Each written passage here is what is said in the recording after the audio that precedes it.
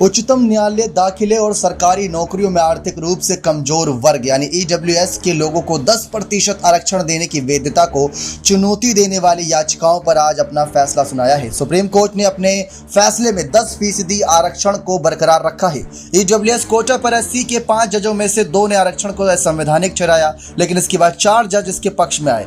आर्थिक रूप से कमजोर वर्ग को 10% आरक्षण बना रहेगा। संविधान पीठ ने 2019 का संविधान में 103वां संशोधन संवैधानिक और वैध करार। अदालत ने कहा कि ईडब्ल्यूएस कोटे से संविधान की बुनियादी ढांचे का उल्लंघन नहीं हुआ। हालांकि जस्टिस भट्ट ने आरक्षण को असंवैधानिक माना। उन्होंने बाकी जजों से असहमति जताई। संविधान पीठ ने 4.1 के बहुमत से यहां पर कह सकते हैं संवैधानिक और वैध करार दिया। CJI UU Lalit, justice Dinesh Maheshwari, justice Bela M Trivedi और जस्टिस जेबी पारदीवाल ने दिया बहुमत का फैसला, जबकि जस्टिस एस रविंद्र भट्ट ने असहमति जताते हुए इसे असंवैधानिक करार दिया है। जस्टिस महेश्वरी ने कहा कि आरक्षण संविधान को कोई नुकसान नहीं पहुंचाता है, ये समानता संहिता का उल्लंघन नहीं है। साथ ही आरक्षण के खिलाफ याचिकाएं खारिज कर दी गई हैं। जस्टिस बेला त्रिवेदी ने भी आरक्षण को सही करार दिया। जस्टिस त्रिवेदी ने कहा कि अगर राज्य इसे सही ठहरा सकता है तो उसे भेदभावपूर्ण नहीं माना जा सकता। ईडब्ल्यूएस नागरिकों की उन्नति के लिए सकारात्मक कार्यवाही के रूप में संशोधन की आवश्यकता है।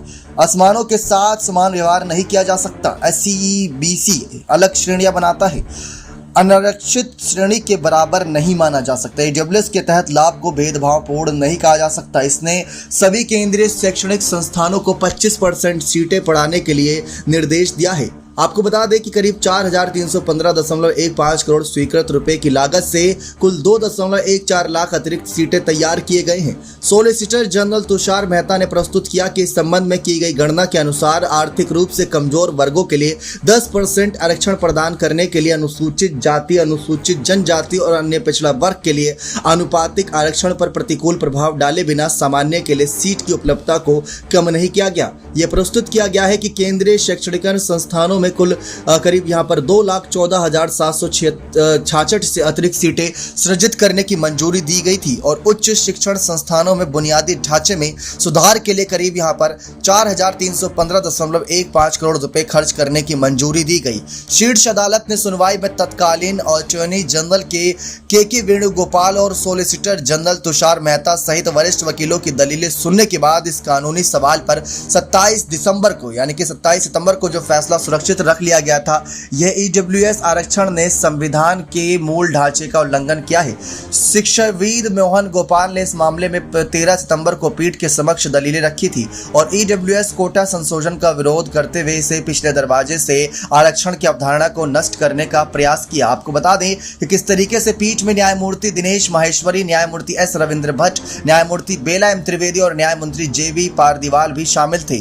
तमिलनाडु की तरफ से पेश वरिष्ठ अधिवक्ता शेखर नफाड़े ने ईडब्ल्यूएस कोटा का विरोध करते हुए कहा था कि आर्थिक मानदंड वर्गीकरण का आधार नहीं हो सकता और शीर्ष अदालत को इंदिरा साहनी मंडल फैसले पर फिर से विचार करना होगा यदि वह इस आरक्षण को बनाए रखने का फैसला करता है।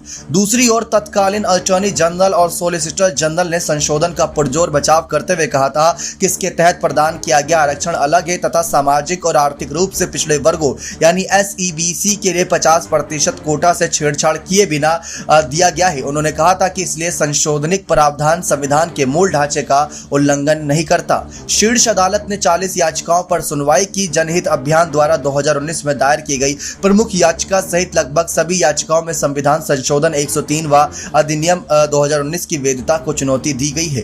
केंद्र सरकार ने एक फैसले के लिए विभिन्न उच्च न्यायालयों से शीर्ष अदालत में ईडब्ल्यूएस कोटा कानून को चुनौती देने वाले लंबित मामलों को स्थानांतरित करने का अनुरोध करते हुए कुछ याचिकाएं दायर की थी।